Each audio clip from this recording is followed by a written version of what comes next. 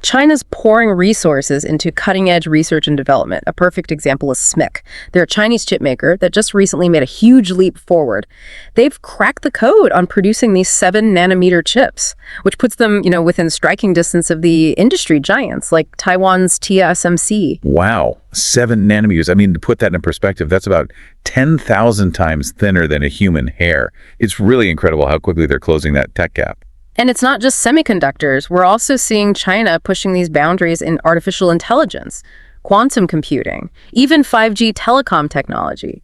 It's almost as if the U.S. restrictions inadvertently lit a fire under China's innovation engine. And they're not playing this game alone either, right? China's been really busy forging partnerships with countries like Russia and some select nations across Europe and Asia. That's a very crucial development for sure. Essentially, by diversifying their supply chains, China is building a parallel tech universe, one that could potentially operate outside of U.S. influence. So what does this mean for all the U.S. companies? I mean, we've heard about giants like NVIDIA, AMD, and Lam Research taking pretty significant financial hits. Yeah. Because they can't easily access that massive Chinese market anymore. Yeah, some companies, that's certainly true. But it's not necessarily the whole picture. This situation has also spurred innovation within the U.S., with companies seeking out alternative markets and developing these new technologies to maintain their competitive edge. We're even seeing some domestic manufacturers finding new opportunities as these supply chains shift. It's a complex and evolving landscape, that's for sure. This trade war has a history, though, right? Didn't this all start way back in 2018? You're absolutely right. This isn't some new development. It was back in 2018 under the Trump administration that we saw the first salvos fired in this trade war. Tariffs imposed on billions of dollars worth of goods flowing between the U.S. and China.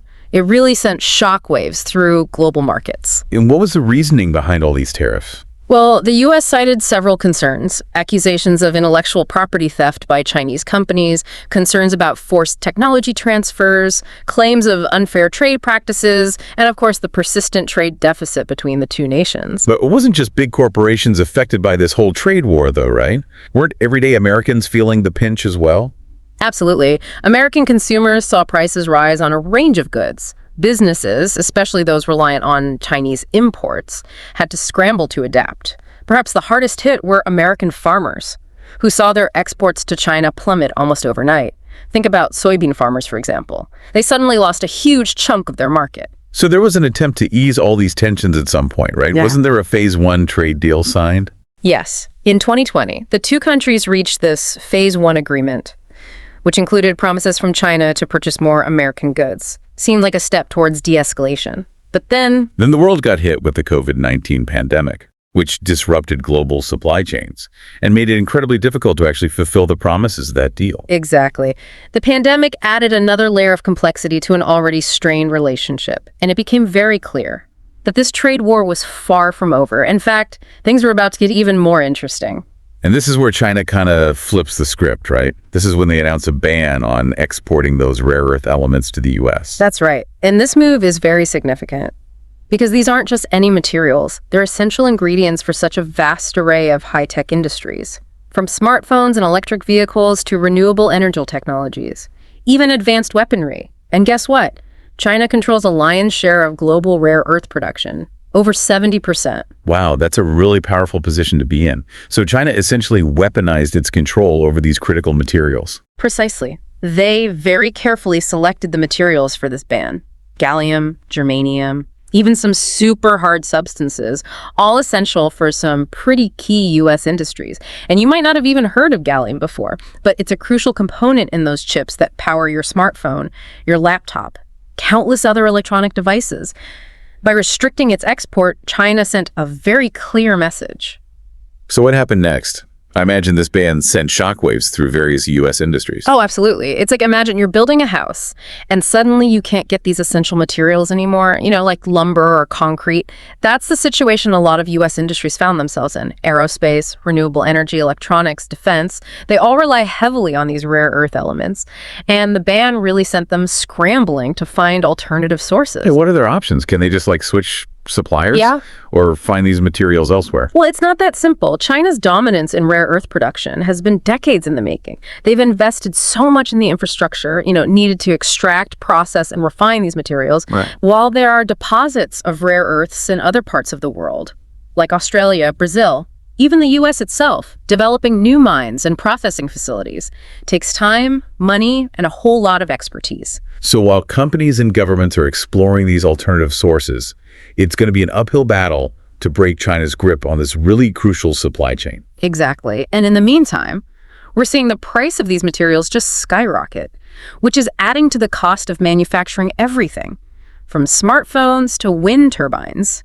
This is something you, as a consumer, might feel directly in your wallet. Ouch. This rare earth ban seems like a pretty calculated move by China, a way to kind of hit back at the U.S. and again gain some leverage in this whole ongoing trade war. It's certainly a strategic play. By restricting the flow of these essential materials, China is demonstrating its power and reminding the world that they hold some key cards in this game. But it's also a pretty risky move. How so? What are the potential downsides for China in doing something like this? Well, by flexing their muscles this way, China risks accelerating the very thing it's trying to prevent, the diversification of these supply chains away from its control. This ban essentially served as a wake-up call for companies and governments worldwide, pushing them to reduce their reliance on China and explore alternative sources more aggressively.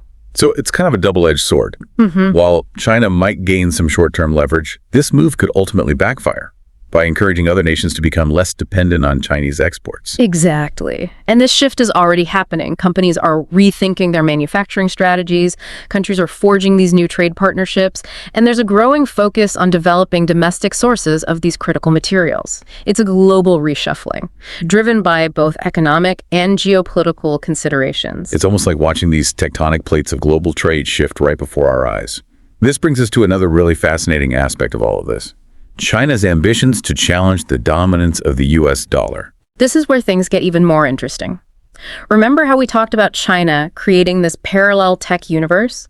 Well, they're aiming to build a parallel financial system as well. Their goal is to really reduce reliance on the US dollar and position their own currency, the yuan, as a major player on the global stage. So it's not just about microchips and rare earths anymore. It's about challenging the very foundation of global finance. How are they going about this? I mean, the US dollar has been king for so long. They're using this multi-pronged approach. First, they're really encouraging the use of the yuan in international trade and investment, essentially trying to get other countries to do business in their currency instead of the dollar. Second, they're establishing currency swap agreements with various nations, allowing them to essentially bypass the dollar in financial transactions. And third, they're launching these yuan-denominated financial instruments, like bonds and futures contracts, trying to attract global investors. That sounds like a long game, this gradual erosion of the dollar's dominance, rather than like a sudden overthrow. Exactly. It's this subtle but persistent campaign. And we're already seeing some tangible results. For example, China has been urging these oil-producing nations in the Middle East to accept yuan for oil transactions, a move that could potentially shake up the petrodollar system, which has been in place for decades. They've also been making it a lot easier to use the yuan in cross-border trade, further chipping away at the dollar's stronghold. But China's not acting alone in all of this, right? Aren't other nations also looking to reduce their dependence on the dollar as well? That's a very important point. China's efforts are being amplified by this growing chorus of nations, particularly those feeling increasingly marginalized by the US-led global order.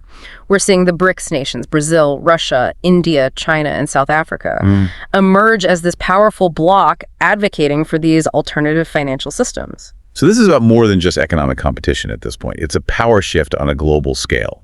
Absolutely. It's about redefining these global power structures and establishing a more multipolar world where influence is distributed among several key players rather than concentrated in the hands of one. And the establishment of that new development bank, headquartered in Shanghai, seems like a really concrete step in that direction. It's essentially a rival to institutions like the World Bank and the International Monetary Fund, both of which have traditionally been dominated by the US and its allies. That's right. The new development bank, often referred to as the BRICS Bank, is really a symbol of this emerging multipolarity, offering an alternative source of funding for development projects and promoting financial cooperation among its member nations. So as China asserts itself on the tech front and challenges this dollar dominance, where does this leave the US?